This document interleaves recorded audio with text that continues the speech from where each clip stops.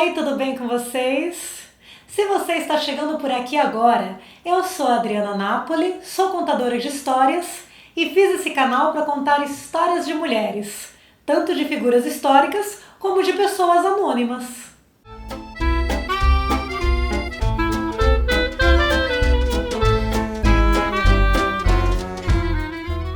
Bom, domingo é Dia das Mães. E como eu amo muito a minha mãe e quero que ela fique bem e com saúde, eu vou me manter no isolamento para não correr o risco da gente se encontrar e eu acabar contaminando ela. Então, eu resolvi ficar pertinho da minha mãe hoje através das histórias que nos unem. A minha mãe é uma excelente contadora de histórias, apesar dela não assumir muito isso. A minha mãe nunca contou muito contos de fadas ou contos populares, mas eu lembro dela inventar histórias malucas, onde a Branca de Neve saía correndo e perdia o sapatinho, e o lobo mau achava e tinha que entregar o sapatinho para ela, e eu morria de rir com aquela salada que ela fazia com os contos de fadas. A minha mãe contava também causos que tinham acontecido com ela, ou com amigos, ou com pessoas da nossa família. E assim, escutando essas histórias de família, eu ia aprendendo um pouco de onde eu vim, construindo minha identidade e minha consciência de classe. Essa história que eu vou contar hoje é a história da minha tataravó Filomena. E também a história de como uma parte da minha família veio parar aqui no Brasil. Entre os anos de 1815 e 1870, a Itália passou por guerras pela unificação italiana. Era como se a Itália fosse vários estados independentes, e essa guerra tinha o objetivo de unificar a Itália em um país. Mas a guerra sempre deixou muita miséria, e foi o que aconteceu com a minha família. Eles começaram a passar fome na Itália e a pensar que queriam começar uma nova vida em outro país. 1888 foi o ano da abolição da escravidão. Na teoria, né? Porque trabalho escravo continua até os dias de hoje no Brasil. Mas os fazendeiros precisavam de mão de obra barata para trabalhar nas fazendas. E o que mais combina com gente exploradora e aproveitadora? Claro, pessoas desesperadas passando fome. E por isso, os fazendeiros pensaram que podiam trazer os imigrantes que estavam passando fome e empregá-los em péssimas condições de trabalho. Alguma semelhança com os dias atuais? Assim, minha tataravó Filomena e seu marido Antônio chegaram aqui ao Brasil no final do século XIX para trabalhar em uma dessas fazendas em condições precárias. Minha mãe conta que o fazendeiro fechou as porteiras e não deixava ninguém ir embora e deu ordem para o capataz atirar para matar se alguém quisesse escapar. Mas Antônio e Filomena traziam algumas economias com eles lá da Itália e eles conseguiram com essas economias subornar o capataz para deixar eles fugirem da fazenda. Então, no meio da noite, os dois fugiram dali e começaram a viver escondidos na casa de amigos ou na casa de outros imigrantes que davam guarida para eles. Depois disso, começaram a trabalhar numa outra fazenda como meeiros, ou seja, eles trabalhavam numa terra que não era deles, então a eles cabia todo o trabalho braçal e o resultado da colheita eles tinham que dividir com o dono das terras. E a família inteira começou a trabalhar nisso. Antônio, Filomena, as filhas e o filho que tiveram, e trabalharam tanto que conseguiram juntar dinheiro para comprar uma terra para eles. Mas vejam vocês, quando Antônio morreu, ele não lembrou que a esposa e as filhas também trabalharam para conseguirem aquela fazenda. Quando ele faleceu, ele deixou tudo para João, seu único filho homem. E para cada filha mulher, ele deixou como herança uma máquina de costura. Bom, e de quem que eu descendo? Joana, uma das filhas, herdeira da máquina de costura. Essa é minha bisavó. Assim, João, o homem que herdou a fazenda, ficou muito rico. E também muito ruim, mão de vaca, não ajudava ninguém. E minha bisavó Joana, a herdeira da máquina de costura, ficou muito pobre. Trabalhava na roça da fazenda do seu irmão, que era ruim tanto para ela quanto para os outros empregados. Afinal, como diria aquela frase, quando a educação não é libertadora, o sonho do oprimido é ser um opressor. Joana se casou com um homem muito pobre também e tiveram 8 filhos.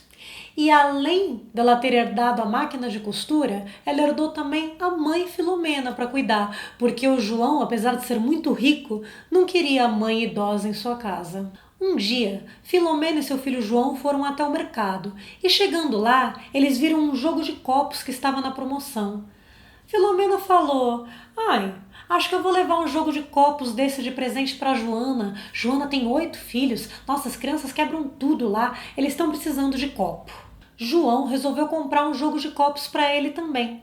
E assim eles compraram 2 jogos de copos idênticos, cada um para uma casa. Bom, acontece que o jogo de copos que Filomena deu de presente para Joana foi quebrando um por um, de modo que só restou um copo.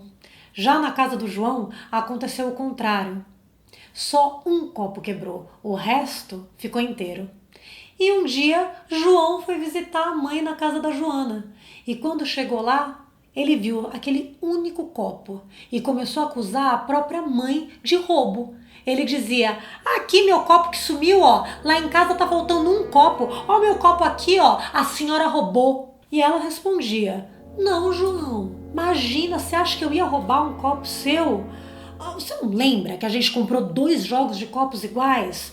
O que aconteceu é que aqui em casa as crianças foram quebrando tudo e ficou só um. Na sua casa deve ter acontecido o contrário. Quebrou só um, ué." Mas ele continuava teimando e acusando.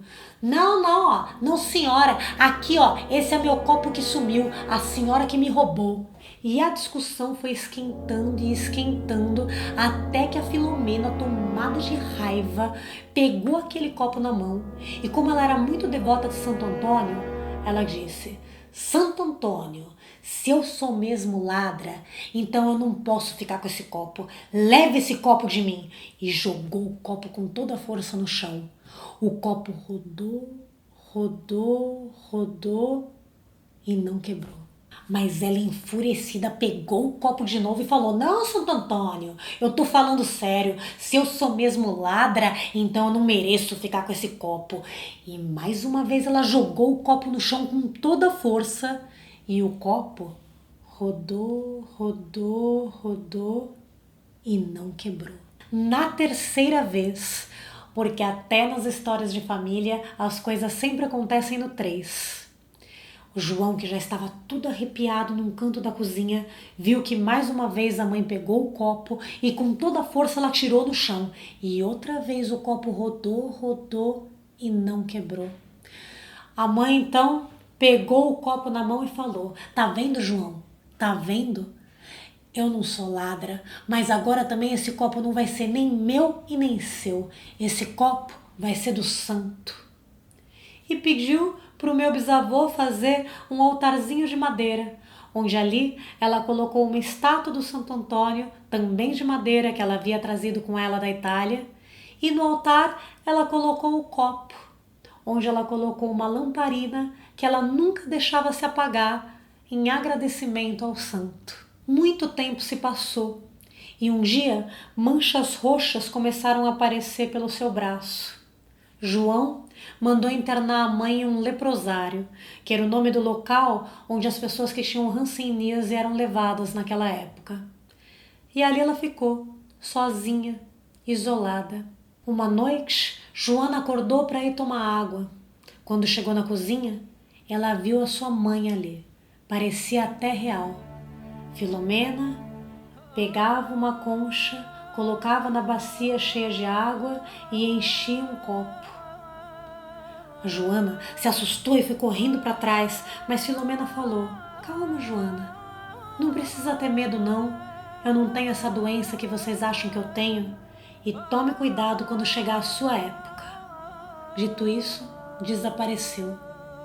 Minha bisavó Joana começou a chorar, ela não tinha entendido muito bem, mas ela sabia que algo de ruim tinha acontecido com a mãe dela. E quando amanheceu, realmente o mensageiro veio trazendo a mensagem de que Filomena tinha falecido naquela noite.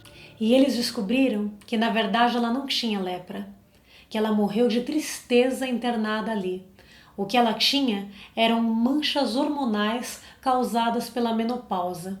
E Joana entendeu o que a aparição de sua mãe quis dizer quando lhe falou: Cuidado quando chegar a sua época. E enquanto todos estavam no velório, o copinho que estava no altar rachou em dois e o fogo da lamparina incendiou todo o altar de madeira, menos a estátua do Santo Antônio.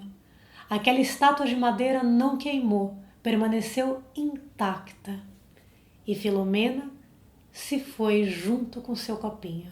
E eu me lembro da minha mãe me contando essa história quando eu era criança e dos seus olhinhos se enchendo de lágrimas quando ela chegava no final. Minha mãe me deu essa história de presente e hoje, no Dia das Mães, eu dou essa história para ela. Um beijo, mãe. Feliz Dia das Mães a você e a todas as mães que estão assistindo esse vídeo. Que a gente possa manter a chama do nosso coração acesa para nos mantermos firmes nos nossos propósitos.